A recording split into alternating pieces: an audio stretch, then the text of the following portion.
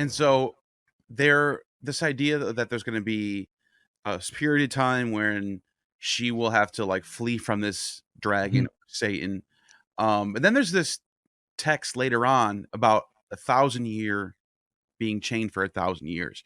What's the history of this, and how did it? Because like I mentioned before, the Pope Sylvester II in the year 1000 thought that this was going to be a real thing happening, which obviously didn't happen.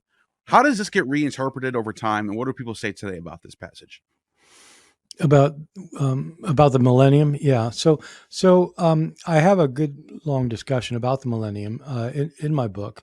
When John talks about it in John of Patmos in the book of Revelation, he's describing 1,000 year period on Earth after the Battle of Armageddon.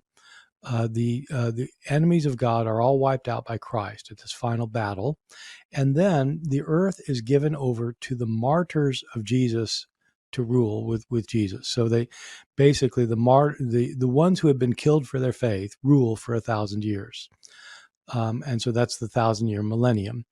And the question is, when does the millennium start? That's the millennium in Revelation happens before the final judgment. After the millennium, everybody's raised from the dead, and then there's a final judgment. So the millennium is the rule of earth just with the martyrs and Jesus. But the question was, well, when does that happen?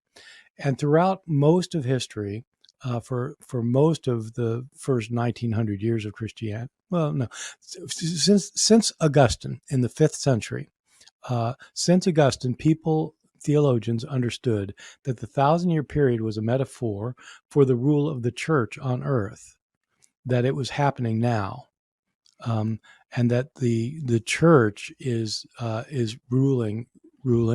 And during this millennium, John says that Satan will be bound and will not be able to do any harm. And Augustine argued that that's right. People who are in Christ cannot be harmed by the devil. And so this was the interpretation for basically throughout most of history until the 1830s.